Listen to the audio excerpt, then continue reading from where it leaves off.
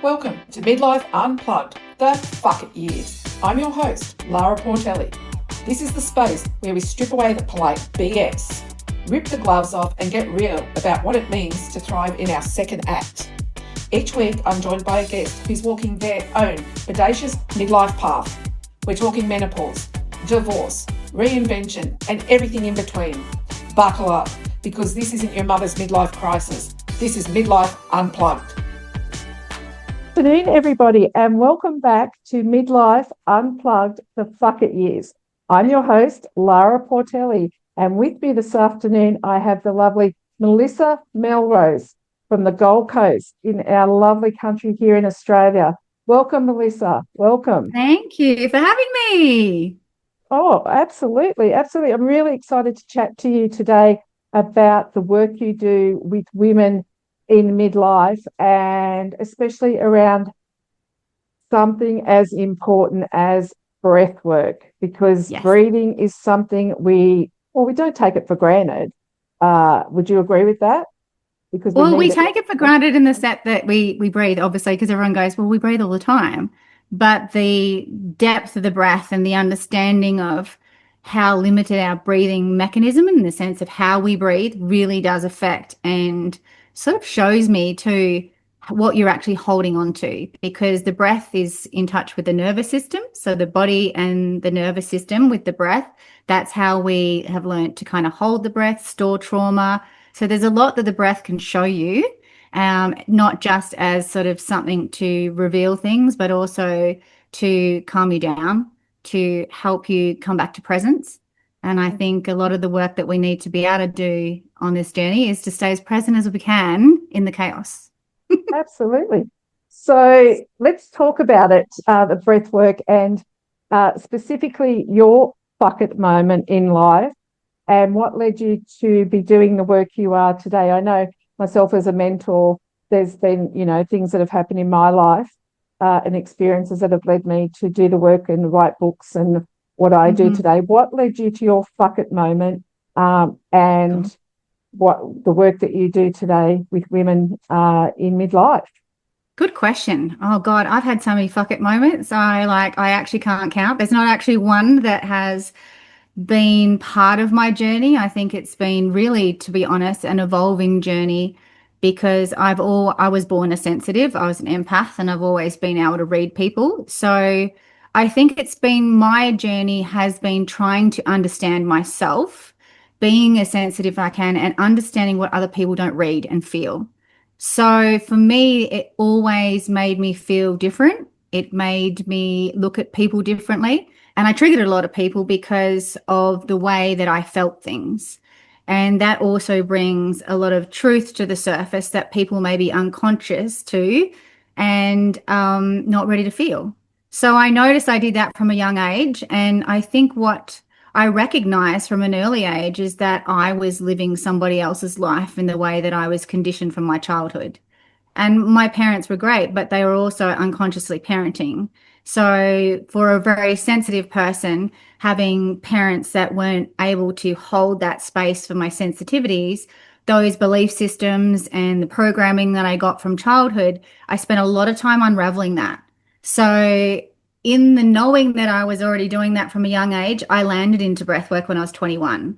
So I was always kind of searching. I'm 53 now. So it's been a long journey of searching at the start. And I think searching was the part where I was looking outside of myself for validation, trying to figure out where I fit. And I couldn't find that fitting place. And I never have found that place to fit. And it wasn't until I really sort of discovered breath work that it sort of unraveled me enough to go, okay, there's so much inside of me. But the only thing that when I got taught breath work back when I was 21 is I didn't have a deep enough understanding about to hold my big emotions. And the big part of breath work is it's really revealing. Once you start to connect the breath, you're opening up past traumas, belief systems, things that lay in your body that are programmed from ancestral lineages, your parents. So you're opening up a can of worms, basically. So you want to know that you've got someone that can hold you safely to integrate all of that stuff. And one thing I wasn't really held in was the integration. So I think the breath work was always the portal back into the body for me to understand. But the learning was how to hold myself through the key of understanding my nervous system, working out my belief systems, creating a whole new foundation and rewiring myself each time I was going through something, the challenging things, to remember who I was. So that's how it kind of like evolved for me. And I think obviously now being in midlife, you're going through another initiation. So as we're moving through this initiation, we can't take our little girl wounds with us. So, and the chaos that that creates in trying to hold on to the past as we move in through this initiation of midlife into the wise woman, into the elder, in the sense, we're still in this sort of day and age, there's not enough information, but we really have got a lot of stuff in there that we haven't stored. And as soon as we lose our coping mechanisms, when the hormones start, we're really vulnerably left trying to figure out what the fuck is going on with me. Love that. Yeah. Absolutely. I love your wisdom and the many years of it for our listeners. Like that's a lot. Like, whoa, Yeah. I've been around for a while. But that knowledge and, those of you on the call that, are listening to this, wow, that just stopped me in my tracks, because how many of us are, I like to call it the second act or midlife edit, and we hit this part of our life where, this 40-ish, 50-ish, and something's got to change or something's got to give, and whatever might be happening in your current life, it's just not sitting right. And there's all this beautiful energy innate in us and inside us, as you're saying, that that part of our life, but we don't tap into it enough. And we as Gen X women, as you would, we as whatever job our parents did in our raising. I know I was the generation, and I'm pretty sure you at 53, we were at a similar age, of you were seen and not heard. And the worrying part of that for me is when you're seen and not heard for most of your life, that can continue on. And you just 100%. don't speak up. You don't speak up. You don't say what's on your mind. You're taught to give. And I think predominantly, I'm not saying it's just our generation, but I think a lot of our generation is that we're just taught to give and come last. Well, I think we were the generation, I think, that bridged this sort of information, because we've been the kind of like, I suppose, the lone wolf and we're probably a bit more loud. We've like pretty much brought ourselves up in a way. So, and I think like you're saying, being sort of, in a sense, go to your room when you have these big feelings, be seen and not heard. A lot of us weren't taught how to regulate ourselves in our big emotions. So what happens is we learn to repress. And then over the years, and then from all that repression, we create roles. And for us being women, most women by our mothers have been taught to mother. So we're taught as girls from a young age to mother, which is meaning I will serve everybody else's needs before my own. So we learn from a young age through that lineage and the repression of the feminine, in a sense. And that's not just repression of feminine in women, that's also in men. Because when you think of repression of feminine, it's the emotionality, it's the nurturing part, it's the connection, it's the self-love, it's knowing how to feel. And as a society, we're completely disconnected and stuck in fear of our own feelings. So most of us, as we go through this, like you said, these really vulnerable parts where something's changing and you've got no control of it, we can't use the way that we've shown up, the masks that we've used to play a role to appease everybody else, and how we've learnt to adapt in society. They don't work anymore. And you get to these places, it's like, well, what do? I don't even know myself. Who am I in relationship to everybody else? And like you said, it's not working anymore. So we have to figure out in a really fast way, if we haven't understandably grown on this path, and most people haven't, because we've been pleasing other people, over giving, overdoing, playing, minimizing our sort of feminine role and trying to play the masculine game. Like, I mean, I'm 53 and I only worked out that, men have a 24-hour cycle, women have a 28-day cycle. We have a specific way of working and we've never honored it that way. We've never lived that way. We've been living like a man on a 24-hour cycle, meaning that we have to show up and pretend we're fine all the time, which we're not a lot of the time. So there's so much that, is open for us to learn from now. But the key to all of this is if you can't regulate yourself when these big emotions come up, you're never going to stay in your body. You're going to stay in the mind and all the old stories trying to create certainty using what you know in the past to try and create a different future. And you're going to end up in the same place, but in a completely different body, self-criticizing yourself because I'm a smart woman. How come it's not working? I should know better than this by now. And then we start projecting on everybody around us because it's like, well, fuck you then. It's like, it's got to be someone else's fault, not mine.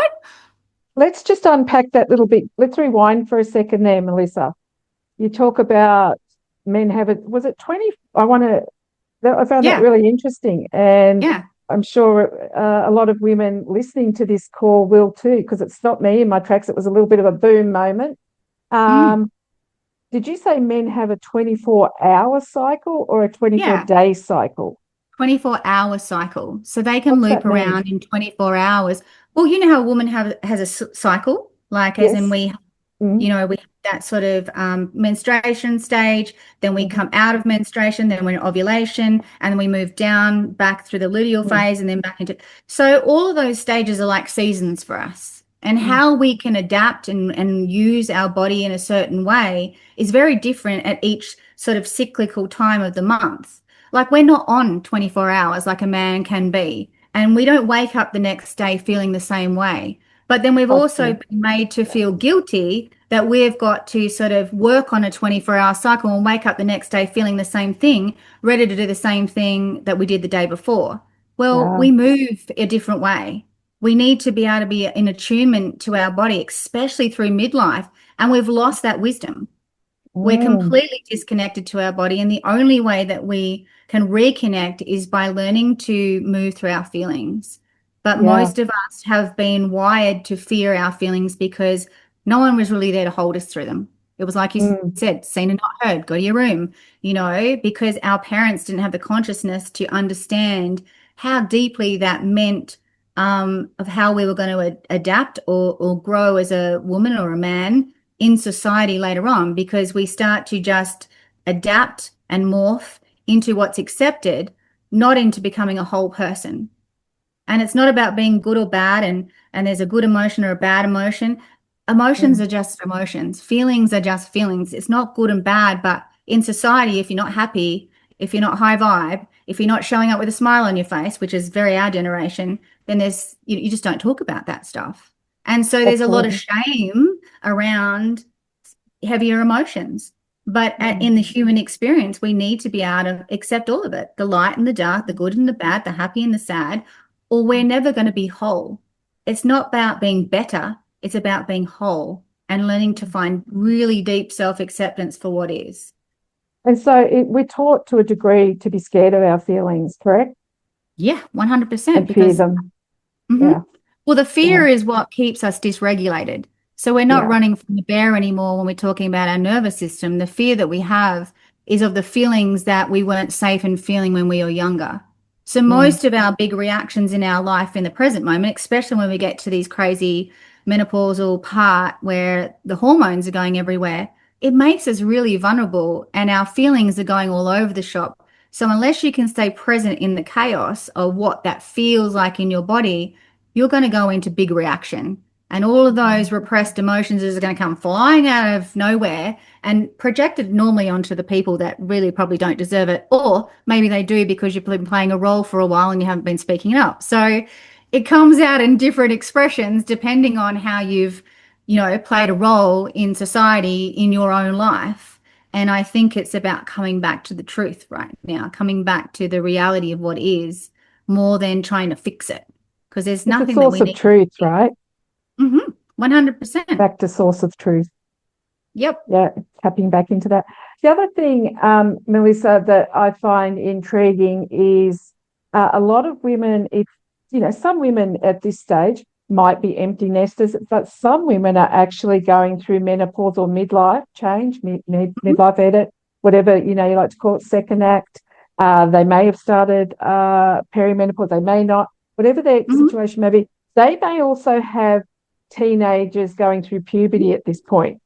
Tell me a little bit about your understanding around that, because I find that quite fascinating too, that there Well, can I've be got lots two of teenage hormones boys.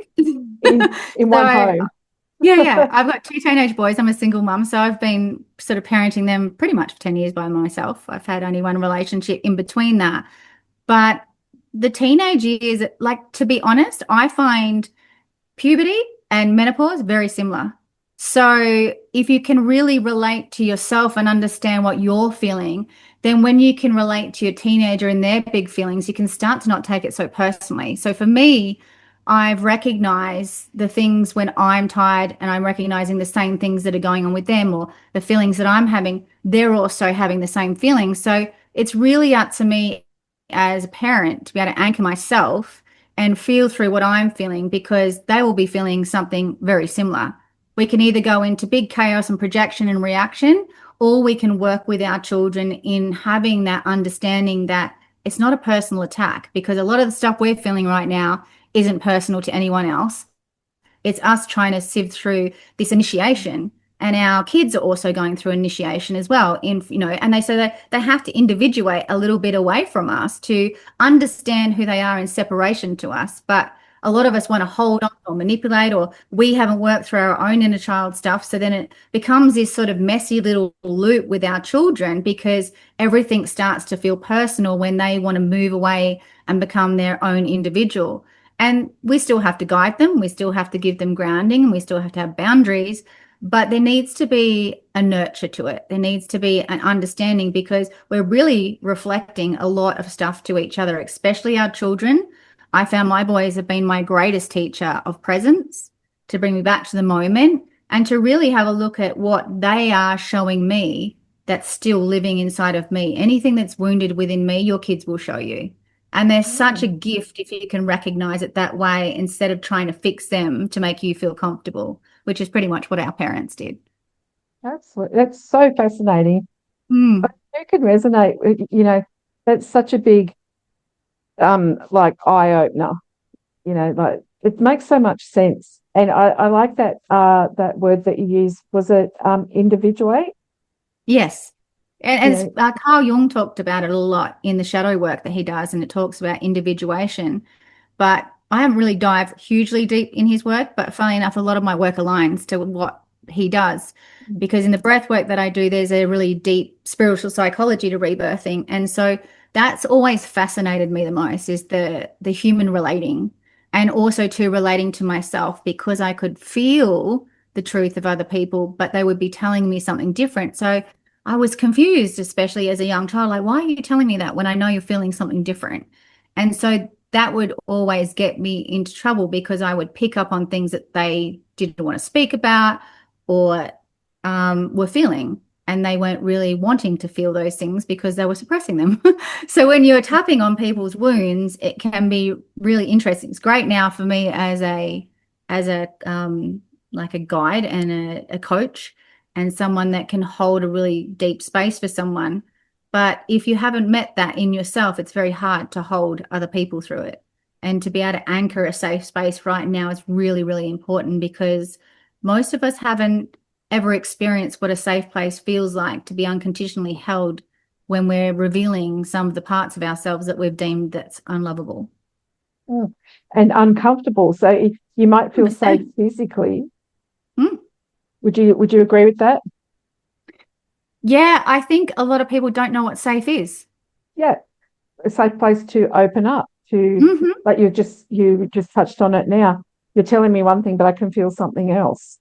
Yes. And they don't feel that, Yep. And just to go back to that individuality, I think a lot of people, if we go back to systems a little bit, people are searching for their soul and their individuality and what makes them them, when, society sometimes conditions us to be a little bit something else. Would you agree with that? 100%, because I think society has conditioned us to look outside of ourselves and to keep achieving, which is a very masculine kind of patriarchal way of doing things, where if we're always competing and looking outside of ourselves, then we're never really going to figure out who we are as a whole person. We're kind of comparing, which keeps us fragmented, it keeps us wounded, it keeps us looking for something to make us feel good enough instead of Yeah. understanding what inside of us has disconnected us from our worth for just being ourselves, because we're not really looking for anything. Because when we start being ourselves, when we start to accept who we are and become whole, your gifts come online anyway. What you're searching for to become starts to form regardless, because it's there. And it doesn't even have to be something that you're doing. It can be something that you love. It can be being a fantastic present parent. Like, I think we've been conditioned in this way that success is looked at as about how much you have, how much you've gained, not who you are, what you give, how you hold yourself, what's really going on inside of you. To me, it's wholeness. It's how you hold your energy. And to me, when you can really become a whole person, you give permission to other people to do the same. Wow. Did everyone just hear that? Your gifts, if you're doing something right now, stop. Melissa just referenced when you give yourself permission to be yourself, your unique gifts come online. So they're ready to come online. They're there. They're just in the wings, ready to Be come revealed. on, to be revealed, to come on board. And it's Well, when we kind can of, get out of those roles, especially, it's amazing when we start to unattach ourselves from the expectations that most of the time we've created in relationship to what we perceived as childhood. But until we can go inside and unravel that and really recognize as we come from the mind back into the body, be able to regulate and feel through that, we can start to understand what we need. When we can start to serve ourselves and devote ourselves to what we need, our energy starts to change. We start to yeah, recognize ourselves in separation to everyone. So then we're not looking to compete against somebody else. We're not looking to be someone else. We're becoming ourselves. mm, yes. And we stopped. What my experience has been when I started to unpack in midlife, unpack Mm, my life, was you stop searching for that exterior validation, yep. right? Would you agree with that? 100%. And how powerful is that to sort of Oh, recognize yourself that we're not here? And weirdly enough, as women, I think as much as men are competitive, they will still pat each other on the back, whereas women are pretty ruthless. And I think we've actually mm, been of service to each other because of probably our sisterhood wounds. And we've had to, it's kind of been a way that if we didn't fight for ourselves, then we wouldn't be supported. It's only 50 years ago a woman could have a credit card. So you can understand how conditioned we were to be of service to a man and their needs. And the family was just because that's what you did. And yeah. most women have been suppressed and disappointed in their lives because they're at service and never really understanding who they are as a whole person. I wasn't aware of that about the credit card. Yeah, we're only 50 years ago Is that that a along woman with could the have a credit voting and card. everything else and drinking in the front I bar? think voting was earlier than that, I think, but it's also too, you could never have a loan or you couldn't go to the bank by yourself. You had to have a man's Yeah, signature or I, yeah, so the we husband had have, to go along. yeah. So it's a Mm, really big thing that women were really, there wasn't a lot of opportunity. And if there was, they had to fight for it.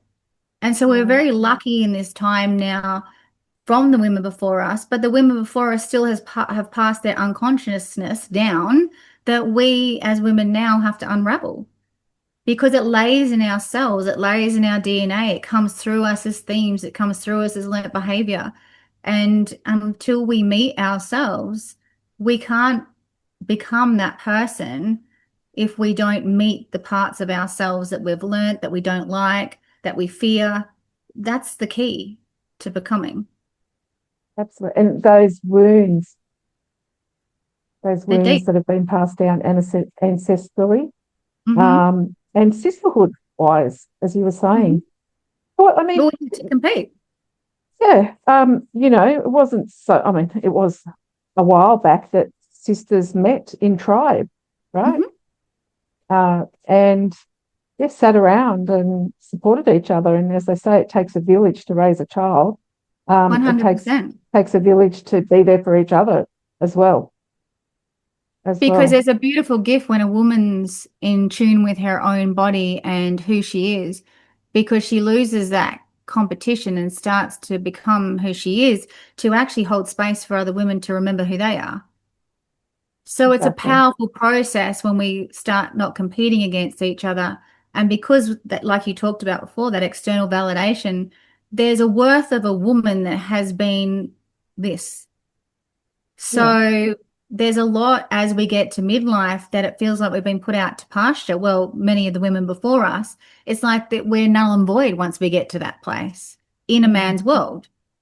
But there's so many more women coming online, especially the Gen Xers, that are actually stepping into their power, that are actually remembering what they can actually do right now. Once we move from that childbearing and we actually move through that deep transition of having to heal ourselves, that separation, we do really have to remember. We can minimize it and stay victim to it, or we can see it as an initiation and really want to understand with curiosity, how did I end up here? What is it that separated me? Why am I feeling the way I am? Instead of just blaming it in the sense on menopause or hormones. It's so easy to blame life for something. But until we take self-responsibility, and even through menopause, it's not going to change. We're still going to suffer. And as humanity, we've been brought up, and as a human, we've been brought up to understand that life is suffering. Great words, Melissa. So as we wrap up today in this episode, Melissa, what's one thing you'd like to say to our audience at Midlife Unplugged the Fuck It years? What's one piece of advice from Melissa Melrose that you'd like to say to our audience, give to our audience, and final words for this episode? Oh, that's a good one. I think reframe what midlife is, reframe what you're experiencing in your body, not as something that's happening to you, but for you, and start to get really curious and courageous in the sense of why. Because when we really turn around and stop viewing ourselves from the expectation of everybody others, that external validation, and start to have the courage to go within and face ourselves, life really starts to change. And it doesn't mean as a human we're never going to get challenged, and it doesn't mean that it's just going to be all rainbows and unicorns, but the way we deal with our challenges, the way we deal with our obstacles, we know that we're okay and we back ourselves. And that devotion and trust that you start to form for yourself, you don't waver. And you start to set boundaries, not from protection, but from a knowingness of what you are and who you've become and where you're walking towards. And all of the peripheral stuff just starts to fall away. And the clarity that you get for choosing you in this way is really powerful. And I think we need more women that are choosing themselves and healing themselves, because we need wise women. We need wise women to help the next generations really understand how important this process is, and to show that, midlife isn't the end, it's just a new beginning. Oh, I love that. Boom. A new beginning. It's a second act. It's like We haven't finished yet. just starting a different phase, right? Different chapter. Exactly. Yeah. Okay. Thank you so much for being on here to you today, Melissa. It's been amazing. My absolute pleasure. And can't wait to follow you and see your work and continue on with your amazing work. And hopefully one day we can have you back on soon for another chat. Would love that. Absolutely love that. Thank you for having me. Absolutely, absolutely. It's been a pleasure. Thank you. Okay, everybody. So that's another episode wrapped up of Midlife Unplugged the Fuck It years with your host, Lara Portelli. And I look forward to chatting to you very soon on the next episode. That's a wrap on this episode of Midlife Unplugged, the Fuck It years. If today's conversation lifts something up in you, hit subscribe, share it with your midlife crew, and keep the conversation going. I'm Lara Portelli. See you next week for another raw, real, and unapologetic chat.